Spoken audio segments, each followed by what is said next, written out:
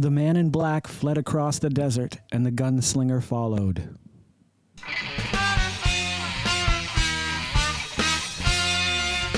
I want to introduce a few of my friends here tonight, the Vodkast and friends. This is my Ka-tet, hailing from Empathica, our very own personal Patrick Danville, Mr. Artie T. Nyman. She has a mouth like Detta and comes from the mean streets of Lud. We have with us our most cryptid of the Ka-tet, Jess Carluzzi. And lastly, all the way from the ruins of Gilead, the man who kills with his heart, Corey Willett Smith. Long days and pleasant nights, my friends. Are we well met along the path? Yeah, I guess so. Mm-hmm. Then allow us to palaver. I'd like to make a comparison right off the bat. What we've been doing is the last month or so, we read The Gunslinger, which is the first book in Stephen King's magnum opus, the Dark Tower series, consisting of 8 books and a short story, The Little Sisters of Eluria. And we decided we were going to talk about it tonight. But in the process of reading it, for me at least, I realized there was a huge comparison to Roland's life to another fictional individual, Phil Connors, who is trapped in a world that he cannot escape until he finally gets it right. What does Roland have to do to get it right? I mean, does he have to give up on his quest, or what's the deal? You know, a good question. That's something that's revealed kind of further on. I always found with reading this first book, there's a lot of little hints of strangeness, like this world isn't. It's like a mixing of other worlds, like dimensions are a crashing point. Yeah. Yeah. There are other worlds in these. That's the whole totally. Yeah. Go on then. But yeah, I have always thought, like, in my read throughs, and I'm trying to not go too far out into the other books, even though we're going to obviously dip into the full story of Roland and his Ka-tet and his quest for the tower. I think the only way for him to finally come to that point is really to, either give up on his quest or realize that the thing that he seeks the most isn't what his heart seeks the most, maybe? Yeah, I guess. Fascinating. And if I'm getting too deep into it first, if anybody's got other questions or like ideas or concepts, I know Jess has probably got 2 pages of notes ready to go. So I think she's like gearing up, but I was. That's why she's on mute. She does it. She wants to let Jay do his thing. Oh, all right. Then she's going to take over. I actually have 4 pages of notes. Oh, sweet. I've read the book multiple times, but this time I listened to it 3 times in the last month. And it was a bit of a different experience. It moves way faster. Also, contrary to popular belief, but even for myself, this was my first time listening or reading it ever. I don't know if I would have made it into the next book. Because it didn't, I was in the right spot at the right time when Jess said, "You got to read this." Me too. Yeah. And it's a tough read. It's very tough. So I agree with you that it's a wicked fast read through for sure. As an adult, I guess. Oh yeah. Like I read it when I was like a teenager, like 13 or something. I remember waiting for it to come out and stuff. And like books read different when you're young. Like nowadays it hits in like different ways. It's like the beauty of writing and how you interpret things. But I agree though, it's kind of the introduction isn't exactly like the introduction to Roland himself is not that deep. If he had released that and been like, this is a standalone book, it would be like, no, but he was very upfront with it being like, this is a continuing opus, it's going to have numerous volumes. So you could see where he left it. It's like a groundwork kind of book. I felt like this time reading it, I got more of Roland's past. Like when he talks about the whole court thing, I really thought that happened in Wizard and Glass. I forgot that was a story he was retelling in The Gunslinger, and I was blown away because I love that part of the story, like everything that leads up to it, and David is Hawk, and it's just so amazing. Like I had forgotten that was in that book because I thought you were right. Like I was thinking about it. I'm like, there's really not like a lot of character development for Roland in this, but like, I think this time around I picked up a little bit more just because I was so used to it being such a dry book that already knowing the dry parts of it, I picked up a little bit more along the way, of the side things I didn't pick up on. I was just going to ask, since we read, or some of us read the revised, some of us listened to the regular, what should we consider is the first Gunslinger book? Is it the one that came out, or is it the revised edition? Oh, I would say personally it's the revised. It's the one I've read and listened to the most. I tend to agree with that. Only being a person like a George Lucas who likes to go back and fix the little things that he didn't get right the first time around. All right, so Greedo shot first. You just admitted it. No, the first. You just admitted it. You just admitted it. He went back and fixed things that he didn't get right the first time. Greedo shot first. That he was like George Lucas, where he wants to go back. I'm okay with the revised editions, but I'm more of an original version. Yeah, same. I read my original book from like 1987 to reread it for this, so and I saw the differences. I don't think it was really like the differences don't. They don't make a ton of difference. They're just brief mentions of things from the future. Well, no, they changed. He made Roland look like a better man in the revised edition. He changed it so that when he was in Tull, I think I wrote it down somewhere. I'm not going to go through the notes right now, but he did it so that when he killed Allie, there was a reason. He didn't just shoot her for no reason. He shot her because she was begging him to. So he kind of made Roland seem more honorable. Sympathetic, and that's something that I thought about a lot while I was rereading it, is how kind of cold-bloodedly he kills her. But she haunts him for the rest of the book too, though. He thinks about her for the rest of the book. And there is hesitation in that moment because his hands are already just doing their thing. You know what I mean? But he gives her a reason to kill her, not just because he's killing everybody. So it makes him seem like a better man when he isn't. He's not. This is Roland's the villain in this book, if you actually think about it. Yeah, that part is pretty cold. Yeah, for me, like that whole part of the book, like I was saying it before, that like I really thought that the whole part of Tull took way more time than it really did. It was a very short part of the book. Yeah, and I was blown away with how much I remembered and thought that it was like half the book took place there, and it really doesn't. No, it's just a story. Yeah, well, they're all like single kind of one-shot stories. They were all published in magazines and stuff before they were collected, right? So they all kind of had a standalone kind of feel, but part of a bigger picture. The story was? I did not know that. The Gunslinger. All the chapters, all the parts, like the way station and. I bet you those magazines are worth a pretty penny these days. Oh yeah, a couple bucks. The opening,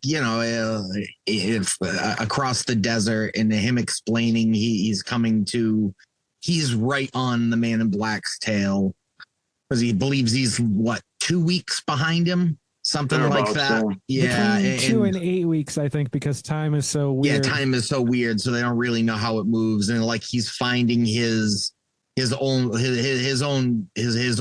burn rings and finding the piece of bacon and eating it and stuff like that. I was like, all right, this is all pretty cool, but let's get to something. What's his name? He's got a shock of red hair. Zoltan is his bird. Yep. Yeah, that's a funny thing. I started thinking about how the first book starts today, and obviously he's literally just stepped through the door that has sucked him through in the tower to reboot this. But that means that Roland has only lived the first, however old he is at that point, once. So, and that happened, who knows how many eons ago, thousands of years ago. He's been just reliving this loop, reliving the loop. But only this section. That's what really kind of led me to the comparison to Groundhog Day. Oh, totally. Yeah, a 24-hour loop, whereas Roland's is, several months or years or however long it takes for him to do what he does. It's probably like 7 years or something. I bet someone's done the math on it, and it matches up perfectly with like. Jess, have you done the math? Jess? Oh, no. Zoltan's owner was Brown. Brown, that's right. Yeah, with the red hair, and he had the white skin, and he didn't have white skin. He was like all red and sunburned. He was all sunburned. Yeah. Yeah. Shock of red hair. It's funny how listening to it again or reading it again, like so many details are just fresh on your mind now. Like knowing it, I think makes it easier to read or listen to than the previous listening or reading. Maybe I'm crazy, but it definitely helps when you know where the course of this book series is going to go, so you can anticipate, kind of use that to enhance your read through of this book. But you're right. Reading this as an adult or older in life, like I can appreciate the writing so much more. How like absolutely. Yeah. I mean, I loved his writing back then too, but now it's even better. Like he's an incredible author. Yeah, I compare this book to like Tolkien and Lord of the Rings and trying to read that. It's the same kind of thing. It's worth it after you realize how the amount of work put into such an amazing piece of work. Yeah. I probably believe that I liked this book a bit more with my first read through, because I was probably 19 or 20 when I read it. And so like multiple, I think it was at that point, I think Wizard and Glass had just come out or was coming out when I had read it. So like I had books to catch up to. It was my first experience of ever reading some sort of series that I hit a point that I was like, oh, I have to wait for the next book to come out. Like, what the fuck? And like, there's no schedule. It's whenever. Yeah. It might come out in 2 years or it might come out in 10. Yep. Yeah. Just between Gunslinger and Drawing of the Three, it was 5 years. Yeah. I think there was a healthy wait between Wizard Wasteland and Wizard and Glass, right? Yeah. Wastelands was 91 and Wizards and Glass was... Then Wolves of the Kala is the huge jump. Yeah, 97. That must be it. That so big yeah, jump. so wrote them all in a chunk, and like he had them all done and like set them to come out like once a year or something. So for Artie and Jess, because Corey and I didn't get into, I got into it because literally we were playing D&D and the three of you were talking about the Dark Tower books. I'm like, oh Jesus Christ, am I gonna have to fucking read these pieces of shit? And then I did. And of course, like I finally caught up with you guys, but luckily for me, there wasn't much of a gap. For those of you who had to wait between like Wastelands and the Wizard and Glass, how painful was that? It was hard. Yeah. One of the bigger things, actually, I didn't really fully comprehend it, but back in the 80s, like there was a good chance that old Steve-O was gonna like not survive. He's a wild one, yeah. Yeah, he was a little out of control with the he might have done one too many bumps. Yeah. He liked the brewskis and stuff a lot. He loves cocaine. Jess, I want your insight. I want some of your notes here. You've done so much work. Let's hit on something. What do you got? Hit me with something. Well, I don't have like deep like thoughts and. You don't have deep thoughts? Oh, bullshit, Klaus. All right, or statements or things, because I've got, like I could jump around. Like, I'm pretty confident with what I know and what I don't. No, it's not. It's not trivia questions. It's just like question prompts. Like, which character was more effective in forwarding their goals? Do you think Roland or the Man in Black?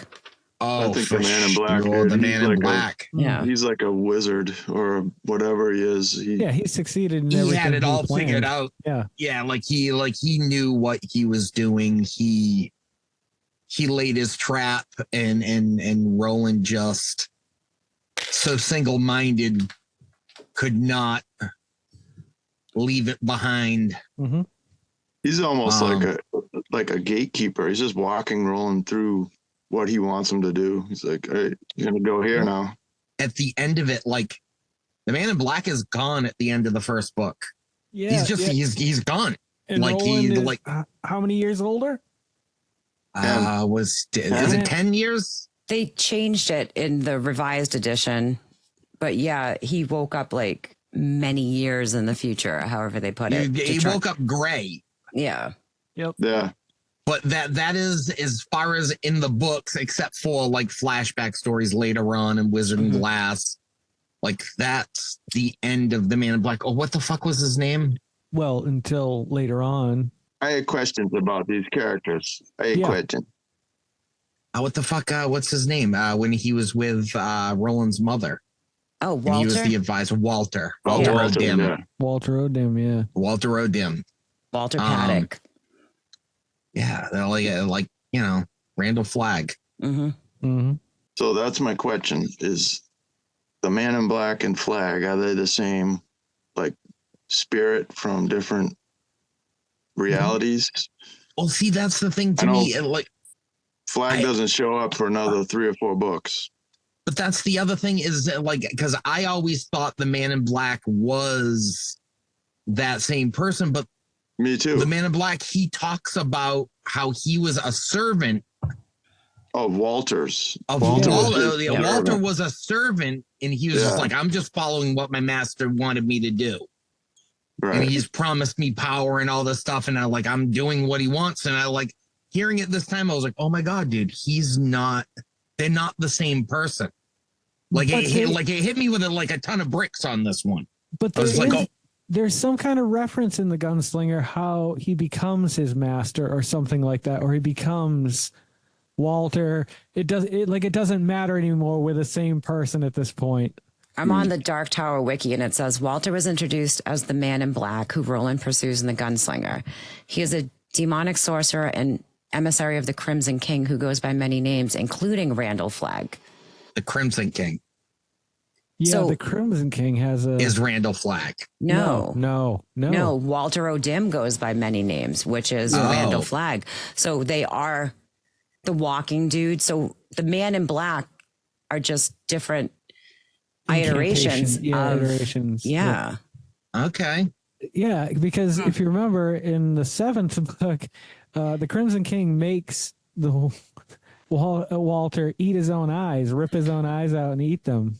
He rips his tongue out and feeds it to him. Yeah. It's a mess. There's a question. So his character's dead again, but when Roland resets, he's back. Yeah. So Roland is really the pivot point for everything. Like, if he didn't do is he or is it the tower? But that Flag comes in and wastes. This is all not in book 1. Flag comes in and it's just like Flag in the Stand. It's like that carryover guy who's walking through Stephen King's dimensions more than dimensions in the Gunslinger. You want to melt your brain a little there? Yeah, because it just did. Yeah. I mean, if you want to think about it, the Dark Tower isn't about the Gunslinger at all. He's just another character. Probably the Gunslinger is one of the books I've read the least, but I've still read it 4 or 5 times and listened to it multiple times. Listening to it this time, noticing that there is no reference at all to the beams, to the pull of the tower, to any of that stuff, that I was just like, oh my God, none of that is in this book. Mm-mm. And for that matter, none of it is in the drawing of the 3 either. No, that's where it really comes into play, doesn't it? It's not in there. Really? It's not in there. Well, in a way it is, because it's the first introduction to multi dimensions. Like, I guess so. Yeah. But yeah, there's no in a way, it's hinted at in the first book with Jake. He doesn't know how he got here. He's just showed up. He was in 80s New York, and then the Pusher. That's a Pusher reference, which comes later. Right.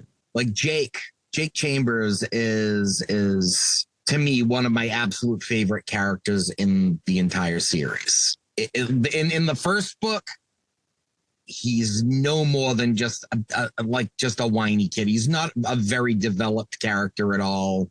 There's a bit of backstory on where he came from, the nickname Bama, and the housekeeper and how his parents are. But for the most part, like later on, like Jake is absolutely one of my favorite characters. And he's done dirty in this book by Roland. Oh, totally.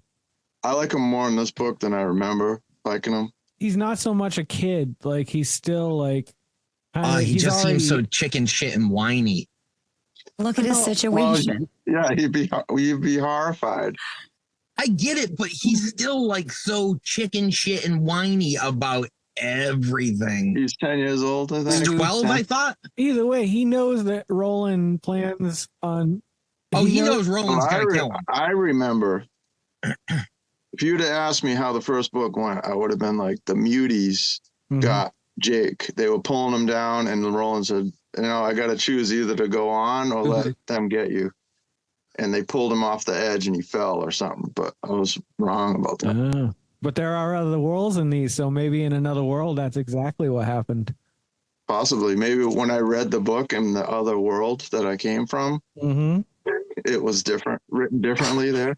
There's another one that like it is. I am 99% sure it's like not even said once in the book, but Ka.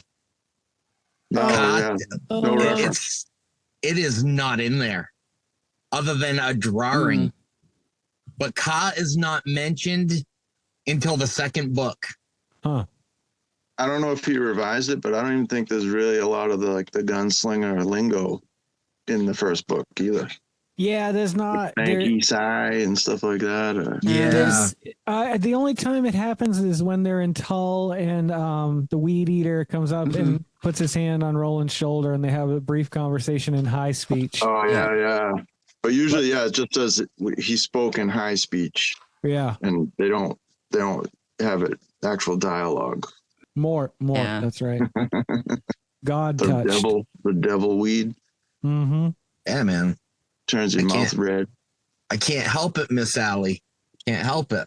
Yeah, her story is sad. It's unfortunate. Like, she's scarred and feels so ugly about herself, and I don't know. And then the idea of killed in cold blood. I didn't realize that the club was called Sheb's, or the whatever it was, and Sheb the piano player. Yeah. Who later reappears in Wizard and Glass, the same character. Yes. Oh, I don't recall that. Yeah, like Sheb the piano player, like in the Gunslinger. Oh yeah, I remember that part. Later, in Wizard and Glass, he is the piano player in what the fuck is that? The Seacoast. Yeah, Wizard and Glass, but the town. Not Gilead? Not Gilead. Magus. That doesn't sound something. No, that's it. Actually, I have a really interesting question about that, because when I remember reading The Gunslinger, just like you, I remember something a little different. I remember The Gunslinger making reference to hearing Hey Jude, but saying he remembers the lyrics being Hey Dude. What? Does that come along later in the books, or am I completely out of my mind? I feel like Stephen King is so brilliant. He released like 12,000 different versions of the book where there's little just sentences and stuff that's different here and there. Because I remember like the Gunslinger talking about how like he remembered the song, but he remembered it being Hey Dude instead of Hey Jude. Oh, no. I don't remember that. Wow. No, like I like in the revised, like already part of it that you missed is in the revised version is when Sheb breaks into Allie's room to kill Roland. Roland breaks his hands and says, and says to him, I remember you. Do you remember me from a little town called Magus? Yeah. And he was like, "There's no way it can be you." So I was going to say in the revised version. Like Sheb was always in even the original, but in this one they made it. And like he was just like, he was like, that was a long time ago. He was like, but you remember me, don't you? He was like, but you were a young boy. He was like, I'm not young anymore. I was going to say that's a big plot hole if it's so good. The piano player was in Tull and Roland didn't recognize him or whatever. Or it was one of those little King things where it's like, they never crossed paths, but No, there wasn't. Was there in the revised? Is there a mention of Shimi? Uh, I don't think there is. I don't think there is. Susan No. Delgado, Elaine, Cuthbert, all of them. But cute birth. Cute birth. Yeah, yeah. Believe I always me, pronounce it. I've been fighting with Jess on this for like 25 years. actually, I always pronounce it Cuthbert in my head. Cute Well, birth. I'll tell you That's what. how I've listening to it, and the guy every time he says it, he pronounces it Cuthbert. Yeah. And every time I'm like, dude, that's not fucking Cuthbert, man. That's it's not Cuthbert. It's Cuthbert. It's Cuthbert. It's like QU. It's cute. Cute birth. There's certain names I just can't pronounce, and that's one of them. I like either way. It's it's almost like Lucklin or Lucelin. You know, I can take it either way. I don't care. It's just how you read the book in your head. Yeah. I never listened to it. Well, also, I've always said it wrong, and you guys would correct me endlessly. Is Famagus, the city where Roland's from? It's Maegis, right? It's something like that. Yeah, but like is it? No, what is the city that he's from? Gilead. I thought he's from Gilead. Gilead. Yeah. Gilead. I'm Gilead, sorry. Yeah. Gilead. I always thought Gilead. Or Gilead. I always pronounced it Gilead. And I was like, I'm not changing how I pronounce it. I don't give a fuck what you guys say. It's fucking Gilead. I don't give a fuck. It's Drizzt and it's Gilead. Or Drizzit and Gilead. Drizzit. It sounds like a brand of razor. Yeah. We should do The best a man can get. New 6-blade Gilead razor from Menon. we should do an episode on sci-fi and fantasy pronunciations. That would be a whole Oh nother. yeah, just different alternate pronunciations for words that we've read. Roland humps a demon ghost thing. No, he has sex with a succubus to save Jake. Succubus, that's it. That's the thing. Like Yes. Roland uses his dick a lot in this book. Yeah. Yeah, he's getting busy the whole book. Yeah, like he doesn't shoot with his heart; he shoots with his dick. He's got That's a 3 good guns Roland's blazing. hanging Chad, man. Where did Roland learn all of his knowledge of demons and demon rings and how to tame a succubus? And like, he's just like, I can do this. He Googled it all. Well, no, he probably learned it from he grew up as he was like kind of dumb and stubborn, his dad said, but he plotted through things. So I was assuming he had an education in the castle of everything he would need. Well, is that part of gunslinger training? I would think so. I would think so. Succubus fucking is part of. Yes. Okay. All right. I'll Most ride likely. with it. Demonology. Just let me know. Yeah, it's year 3. Court teaches it in year 3. I feel like that's part of the history of Gilead. Well, yeah, if you really No, I look can't at, pronounce it. if you look at gunslingers in general, I mean, they're kind of supposed to be kind of representatives of almost like the Knights of the Round Table of King Arthur or King Arthur. That's why he's King Arthur. Well, I mean, Arthur you think about Merlin and how sorcery and magic played into that whole. Yeah. That's what I think of as the Walter character is very Yeah. Yep. like Merlin-esque. Mhm. Well, that's one of the names he goes by Yeah. is Merlin. Yeah, literally, yeah. The glass balls later on, that's Merlin's rainbow is what it's called. Yeah. That's right. Yeah. Merlin's grapefruit. Yeah, yeah, the the pink one. grapefruit. I have no recollection of that. Can No? look forward to Merlin's Dude. grapefruit. The pink. Yeah. It is. Yeah. It's one of the main focuses of that book is that piece of glass and the detail the detail of and I don't know why it has stuck with me since the first time I read it. There is and it's talking about Rhea the Coos, Yeah. who she gets addicted to the ball.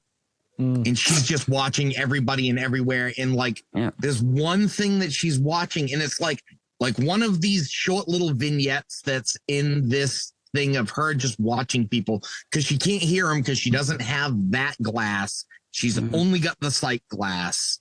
And this woman sends her kid off to the market to go downtown to get something, and she's got to clean the house. Oh, And to clean the this. house, she gets completely naked and starts licking the floor clean. And she talks about the splinters in her tongue and stuff, and I'm just like, wow. Yeah, that scene is very. I Like remember she, that like very she vividly. is like she's seeing people's deepest, darkest things. Oh yeah. Those details are why our good friend Frank Lewis is not with us tonight. Yes, so the reason he doesn't like Stephen King other than the short stories. Yeah. Loves the short stories. Are brutal, man. Yeah, like he likes the Long Walk and the Bachman books, which I enjoy all of those books. Yeah. To me, it's nothing in comparison to the Gunslinger series or the Dark Tower series or The Stand. Under the Dome. You live with his characters for like months. Mm. He is. I think that's his greatest gift. Is he makes such human characters that you can totally relate with. Like he words things that are so perfectly like you get it. You know. Yeah. Oh yeah. And especially being from us all being from New England too, him being from Maine, like there's so many little references that I think that maybe we pick up on, little just speech inflections or things that he writes about that other people may just like breeze over. They were like, oh yeah, York Beach, Maine. I remember being there back in 90, whatever. Yeah, it makes me use the word a yup in everyday. A yup. A yup. Actually, I already did that because he did it so often, and I to this day I'm constantly doing it. Yeah, I gotta get that out of my vocabulary when I'm talking to regular people. The Gunslinger is literally one of the most disappointing credits I've ever spent on Audible because it was 7 hours. That's short. Yeah, that book is 7 hours. That's why I've been able to listen to it 3 times. It's faster to read than to listen to. Oh. The cassette I have like the original Gunslinger cassette recording from like 1989 or whatever the hell it came out, and it's read by Stephen King. I'm not going to listen to it because it's on cassette, but I think I'd rather listen to it from the author just because they can put that feel that they had when they were writing into it. I like his voice. It's weird. It's a little strange, but it's settling to me. It's very comforting. And what's up with that man? He didn't show up tonight. Where's Mr. King? This is bullshit. I reached out to him and never heard back from any of his publicists. So you're the one that missed out, Cy King. He's afraid of these hard-hitting questions. What's the number one question you would have asked him if he had shown up tonight? What does the book ultimately symbolize? Because originally it was written as revenge. But then when he made the revised edition, he put it as presumption.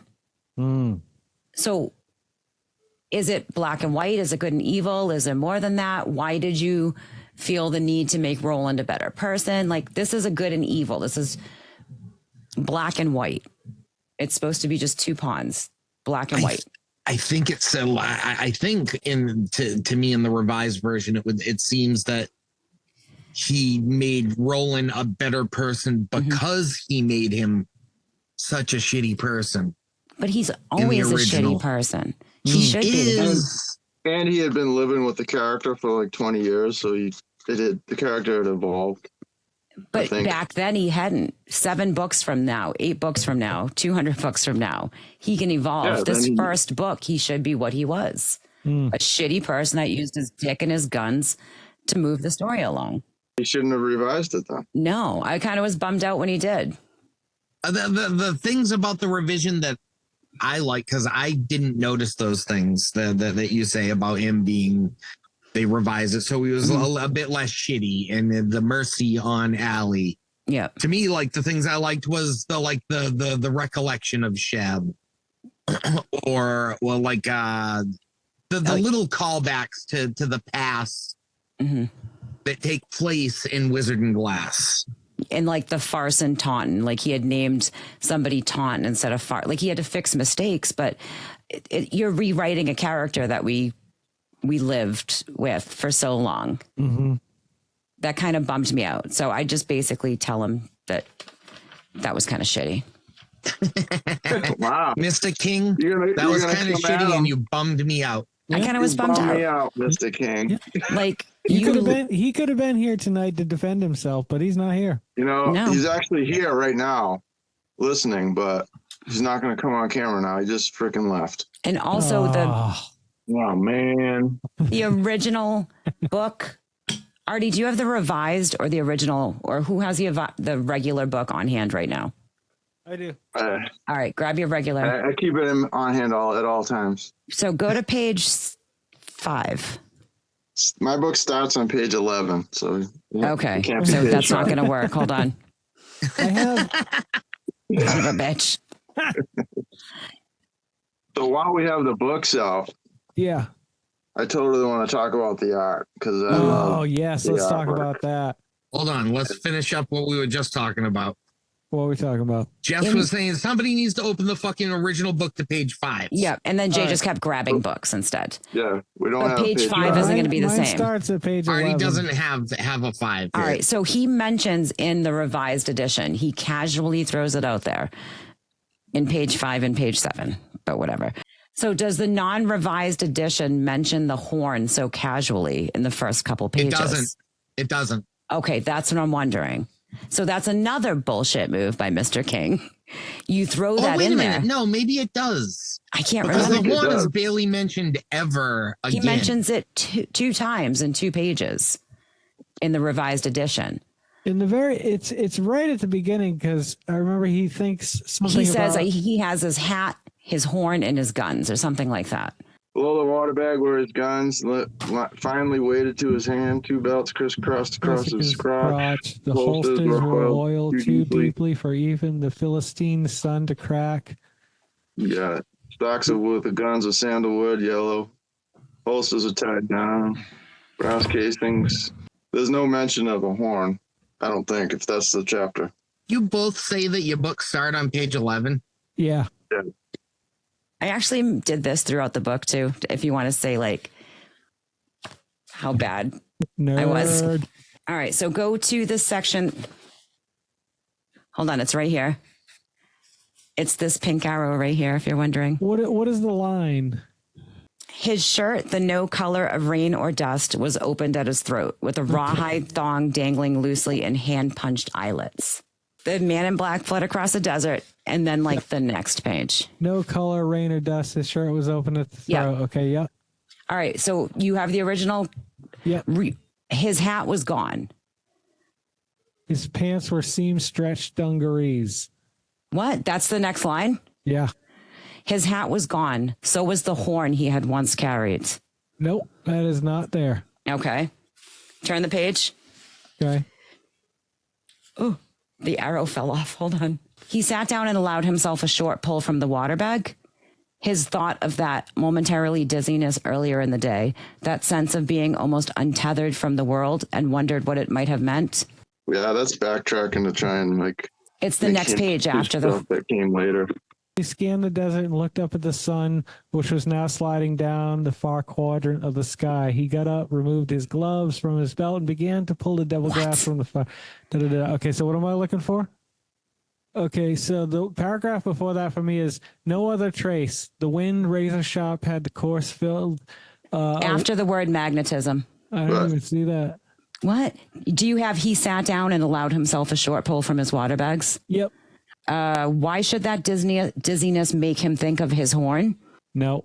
Okay, so he added 2 references to the horn yeah. and Jericho Hill, because this was written after Wizards and Glass, and Wizards and Glass is when the fight at Jericho Hill happened. Right. So they had to explain where The horn. his friends. Yeah, because they didn't have the horn in Cut in Wizards and Glass. Cuthbert, Cuthbert. Elaine, one of them, and Alan. one of them, Cuthbert and Elaine. Surely they were more. He still had his guns, his father's guns, and surely they were more important than horns or even friends. So bullshit. This is bullshit, Mr. King. It's just shoehorned in to like try and meld. Yeah. Yep. Sometimes you want a little bit more money. You want a little taste at the. I don't blame him. I do. That's bullshit. Oh no, I can see why the story's evolved. He writes. He doesn't have a plan really. It just kind of happens. But I was told differently. I had asked about that, and I can't remember who mentioned, and somebody said he had an interview that said, no, he knew exactly how this was going to end when he finished it, when he started it. So this leads me to believe he didn't if he had to go in and put all that in there. He knew how it was going to end, but he didn't know what all the shit in the middle was going to be. Yeah. Because if you read the Gunslinger, tops to tails, without the revised edition, that horn comes out. That horn, you're like, the fuck horn? What the fuck horn are you talking about? Oh, the one he lost at Jericho Hill because he wrote that in Wizards and Glass. There is no horn at Jericho Hill. One of them, because Jericho Hill isn't Wizard and Glass because it's the canyon in Wizard and Glass. Maybe I'm thinking of the wrong thing, but one of them blew a horn and he left it with his dead friends. Oh, for sure, it was Cuthbert, but Jericho Hill. Like, I don't think the story of Jericho Hill is told until the comic. Hold on, I'll look it up. Cuthbert's death and stuff is not described. Or none of that. Cuthbert, Alin, or Jamie, was it Jamie, Alin St. James, and was it Jamie DeCurry? Yeah, Jamie DeCurry and Alin St. James. But like the one that I don't know any of is, and he's brought up, and yeah, it's right here. Wizards and Glass shows up in the Battle of Jericho Hill. I do not remember the horn. Alan saves Shimi from death during a beamquake. He is killed by Roland and Cuthbert, who mistake him for one of Farson's men. So Cuthbert must have had the horn. Hold on. Cuthbert. I was going to say you have to make a tally of mispronunciations of Cuthbert. Wizards and Glass is a great book. It's a good standalone book. It's my favorite. It's my least favorite. We'll get to that one, I think. Maybe. Cuthbert. Yeah. In the Battle of Jericho Hill, Cuthbert is killed with an arrow. Blah blah blah blah blah. Cuthbert was given possession of Roland's horn during the battle and attempted to blow it. After the battle, Roland neglected to retrieve the artifact from his friends. However, upon the resumption of Roland's next quest, he has the horn. Wait a minute. It's a plot hole. That's the thing is that you're saying that the Cuthbert was killed in Wizard and Glass and he wasn't. All three of the boys go home. What story is that you're describing, Jess? Where did that come from? Because I don't remember reading about his death by arrow. At all. Like that, it's so like bizarre to me. One of like you were saying about the artwork earlier. Yeah. You wanted to talk about the artwork. Oh yeah. So I mistakenly thought it was Bernie Wrightson, who was another legendary King author. He did Cycle of the Werewolf, which is like Michael Whelan. Did Bernie work on later editions, novels of the Gunslinger? He worked on, I think, some of the artist editions, if I'm not mistaken. I have one of them. The drawing of the three, I have the artist edition of that. It's a beautiful cover. Oh, wow. The guy who did this is Michael Whelan? Yeah, Michael Whelan is amazing. Corey, I got him a print. Yeah, it hung in my office for a long time of the Crimson King. Yeah, sitting up on his up on the bone throne. Corey, you're correct. It's in the comics, but are the comics not canon? No, the comics are canon, but the comics are just another loop around. Yeah, it's another journey around. But that's the same journey he mentions in this book. Yeah, it's like because that's what the comics are. It's another go round, but things have changed. So when he pulled that horn reference, comic book was written off of that horn reference in Gunslinger. I thought so because I read all of those. I really enjoyed the Jay Lee series. That's what I just think I associate those with their books. Like it's all part of the story. But that's what pisses me off. Like you're just like, oh well, here's the horn, guys. No. You know what's wild is you can look at it like the original editions are one loop. Yeah. And then the later revised ones are a second loop. Where things have changed. That's a great way to look at it because then like it's not so much like he's like being like, no, this is like the version I meant. It's more like this is the second time around, and you can read it that way and feel better about it. That's what the movies, 15 years ago was supposed to be, was another loop around. Speaking of movies, I guess we could touch on that briefly. I mean, would that be considered another dimension, another turn? Don't take it as the Gunslinger book. Take it as another trip around. Yeah. Yeah. Is it bad then? I mean, yes, it is bad, but is it still as bad then? No, I don't think it is. Because it was pretty fucking bad. Yeah. I didn't even try watching it. I was like, no. Absolute worst thing about that movie is that it was made. And it's unnecessary. That's such a fucking amazing saga. That's what some people think the book is.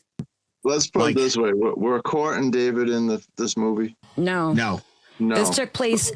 Fuck that movie. Did Roland have a horn? Did it take place afterwards? When did this one take place? I think he had a horn. I think he did, Idris Elba has a horn. Problems in that movie. Yeah, he did have a horn. He specifically had a horn in the movie because one of the promotional photos for the movie was just the horn. Because you were like, holy shit. Like before the movie came out, obviously, you got a little excited because you're like, wow, that's attention to detail. He has the fucking horn. Then they take no attention to detail. Yeah, and then they threw it all out the window. Yeah, we covered it with the horn. Yep. That's it. We're totally letting go after that. It was hands down the worst fan service movie I've ever watched. I think they should just leave it alone. You don't think anybody would ever be able to do a good miniseries for it? Just the first book?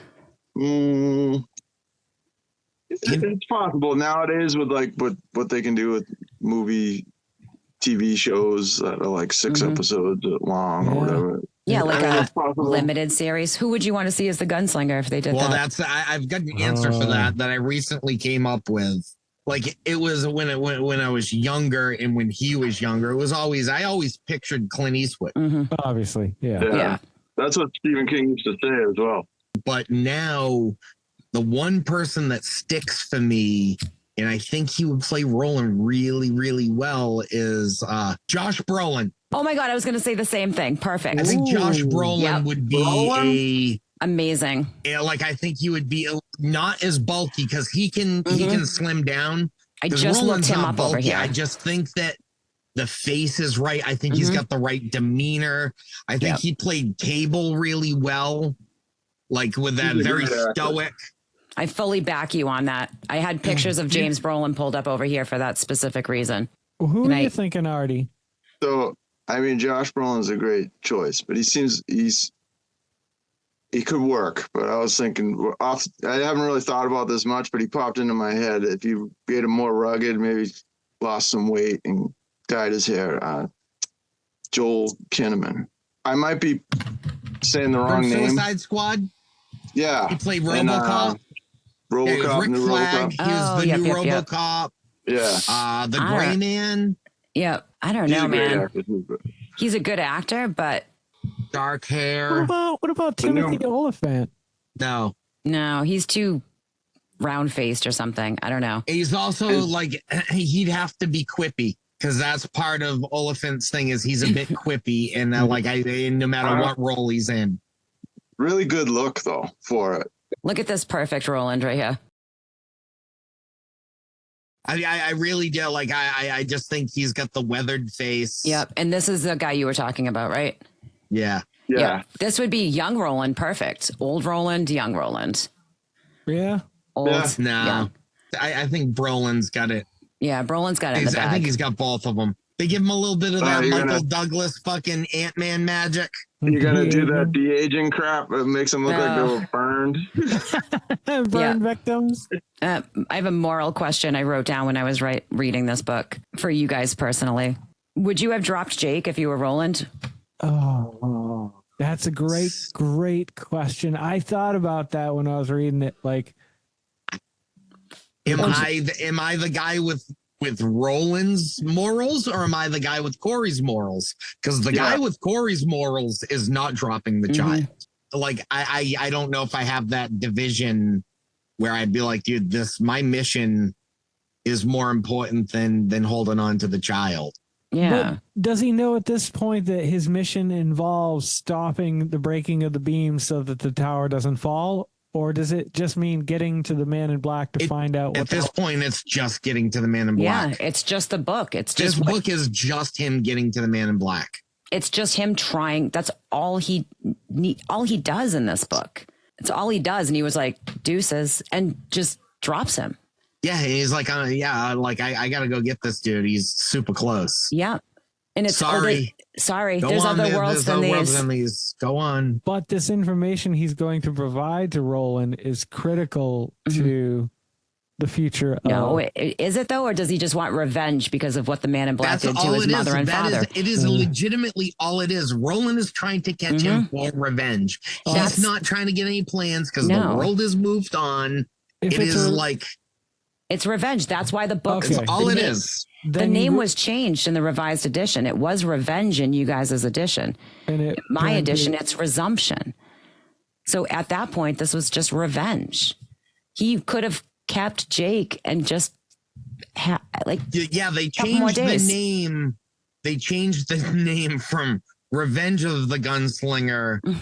The return. The return of the Gunslinger. Because a gunslinger would never go for revenge. That's the thing. He's very vengeful in this. He's just trying to reach the Man in Black. And look at all the people he killed for that. 100 kills that we know of. Mm-hmm. He kills more than Man in Black did. The Man in Black actually saves a person, brings them back to life. Mm-hmm. So he's one up on the Gunslinger. Yeah. The Gunslinger is not a good person in this book. I read the book and I was like, he's an actual like shitheel. Like, I don't know if he was supposed to be the hero, but he's an anti-hero in this book. I don't even call him a hero. No, there's nothing he's trying to say. There's no heroics in this. Yeah, it's self-preservation. Yep. And satisfaction. That's it. Self-satisfaction. Yeah. Self-serving. Because this dude banged his mom and goaded him into like trying to become a man early. Like now he wants him dead. If I went after every guy that banged my mom, like I'd still be like hunting people down to this day. You know what I mean? I thought he chose to do that to test early. I didn't think that he was kind of forced into it a little bit. Whole part of the book where he's like, it's after his training and he's going up to the tower in like the birdery to go jerk one off. To go find your hand. Yeah. So you taunt them a little bit there. He's walking by the mother's room and that's when Walter calls him in and smacks his mom in front of him. And that's the part where he's like, go. I don't remember him smacking his mother, but he definitely talked down to Roland. She was expecting it. Like she was given mannerisms like it was a common thing, but I think she was if he also had done like that right in front of Roland, that would have been an issue. I'm pretty sure he backhands her.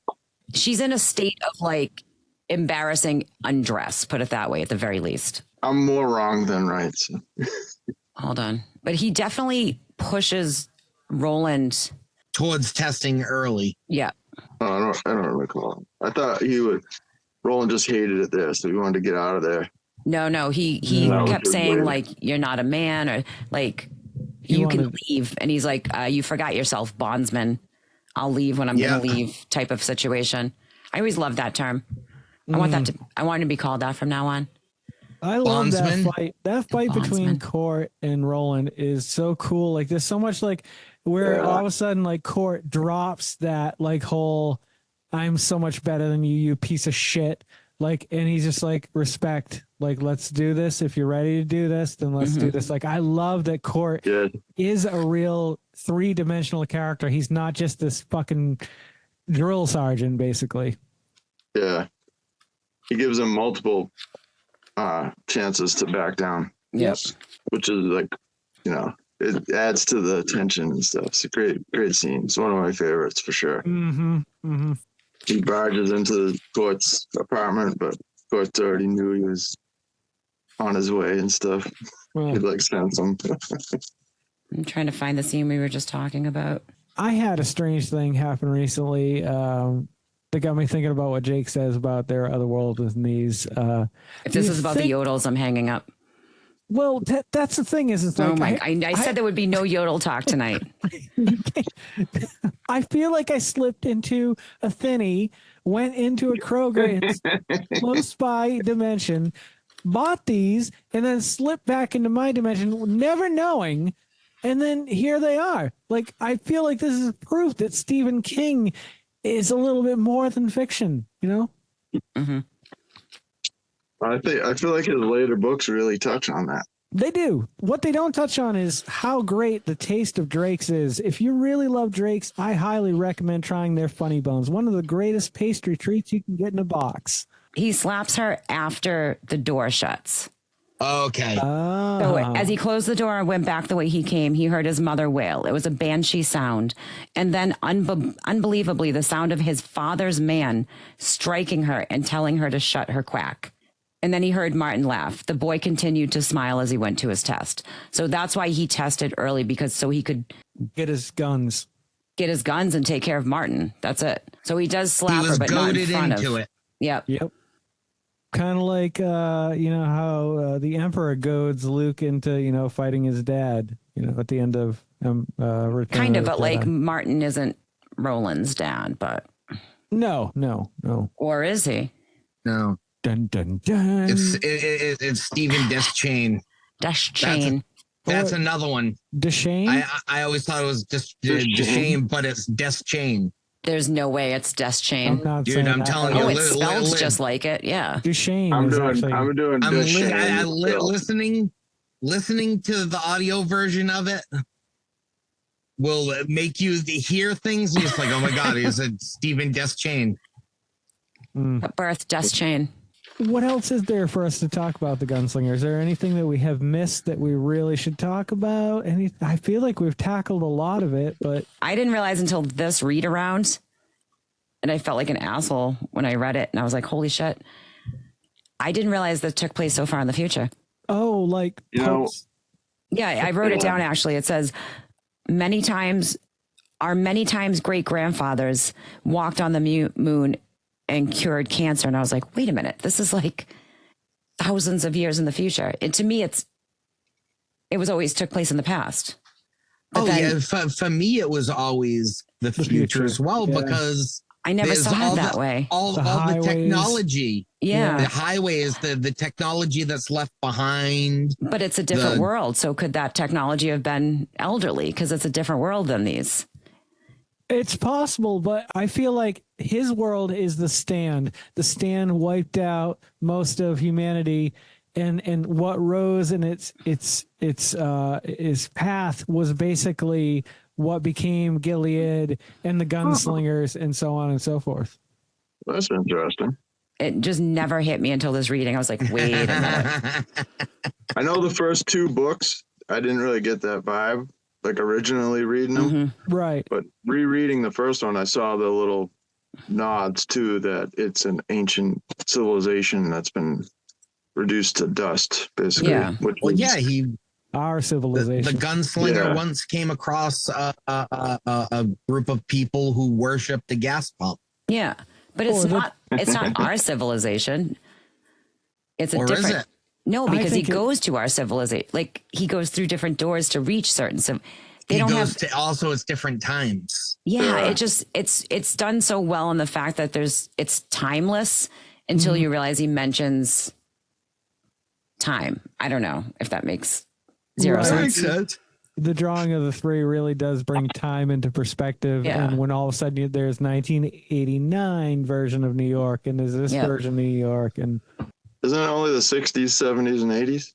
it might be, yeah. Well, back Yeah. then there was only I think the 60s, 70s, and 80s when he yeah, wrote when some he of was it. writing them. Yeah. No, Yeah. like, yeah, the Pusher was in the 80s. The 70s was Eddie. And the 60s was, Yeah, what's her name? Pusher was The Pushers in 77. 70s and 80s. No, he pushed Jake in the 80s. He pushed Jake Yeah, into he the... pushed Yeah. Odetta in the 70s, Yep. and he pushed Jake in the 80s. So she was But in the he 70s? pushed And he was a he pusher pushed in the a lot 90s, other people pushing drugs. in between, and also dropped a lot of fucking rocks on people's heads, because he also Eddie did that to pushing her needles. in the drawing of the three. it's what the fuck's the guy's name? Because Roland takes over his body and gets the guns and the ammo and all that stuff in his body. I can't think of his name, but he's the one. He drops the rock on Susanna's head or the brick. He pushes her in front of the train and she loses her legs. And he is supposed to be the one to push Jake into the street, but he doesn't push Jake because the man in black is in his head. Not the man in black. Roland is in his head and makes him hesitate for a second and forget to push Jake. So then that's when Roland takes over his body and does everything he needs to do. And eventually, I believe Roland throws his body in front of a train.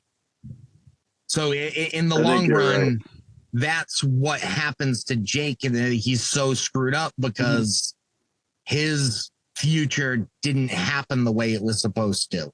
Yeah, He wasn't pushed and killed. Yeah, Jack Mort. That was the pusher's name. Yeah. So he's just a character that he doesn't come back once he's gone. But he's a huge feel. Like he's a pivotal character in that book. Yeah. But destiny comes a calling for Jake eventually. You know, you can't avoid that push forever. You can't. Yeah. But that's a tale for another time. I think we've pretty much taken care of the Gunslinger to the best of our ability tonight. Would you agree? Maybe. Quite a palaver. Indeed. It was a fine palaver. Palaver? Palaver. Okay. Palaver. I feel like Jess left so much on the table here tonight. She's just like itching. No, I'm good. Is there something else? Go for it. Speed round. Here we go. Is the man in black truly evil, or is he also simply a pawn in Roland's destiny like Jake or Allie? Pawn. Totally a pawn. I think he's a pawn. He's a total puppet master, like pulling the strings. Yeah, I think he's a pawn. Pawn. Okay. Next. Gun, sex, money. That's like all Roland uses. So I wrote that down because I could not believe how he's much. He's always dishing out the gold. Wherever he goes, I don't need change. Don't worry about it. Jake's role in the novel. Did he even have to be there? Yes. Yeah, because he had to. It does show Roland has a heart because there is the things where he talks about, we could jump off of this path. We can wait for the boy to get a little bit older. We can train together and we can kill Walter together, and then chooses to drop him anyway. All right. You could say that Jake is the most important character in the book. Yeah, he awakens Roland's humanity. The horn is mentioned so casually. The juxtaposition of the guns fraying his jeans to an arc almost resembling smiles. I just happen to like that sentence. Yeah. Yeah. It kind of reminds you of Randall Flagg. Were these memories surfacing, breaking through after the numerous go-arounds, like a synchronicity almost? This, like I told you, it's just like random thoughts I had when I was reading the book. So what happens after he goes through? He has random. The way I had to read this, because I was so mad about this, was this book was the second go-around, like we were talking about. And the stuff that he was talking about in this, because there were little nibble bits of later on in this one because he had written it. So were those little thoughts popping in because this was his second go around? Yes. Okay. I wrote down page 199. I don't even know what this means. He had seen the man in black again after weeks in the desert and crossing with Jake. Quote unquote, enough time to care for the boy. We were just talking about this. But then he hardens again because he didn't see the man in black the whole time he was with Jake. That's why he got to feel for him. And treat him with kindness. Off it, and then he immediately sees the man in black, and it stops becoming Jake. It becomes the boy again because he called Jake, and then he sees the man in black, and he's like, "I'm going to drop this boy." Like it happens like that because he's remembered again about his hatred and his mission, and it all comes back. Yeah, this is a definite change. I never noticed that, but that's a good little catch. But that's it. That's all I have. Those are my things. Well, I think we can all agree that The Gunslinger is a classic, a must-read if you're into fantasy, sci-fi, any kind of fictional kind of horror of any sort. The Dark Tower is an amazing series. What do you say, long days and pleasant nights to you. I took the words right out of my mouth. And twice as many to you. Thank you, Cy. Yeah. Highly recommend it. Beans, a magical fruit. Don't go to sleep with a catch it in your pocket.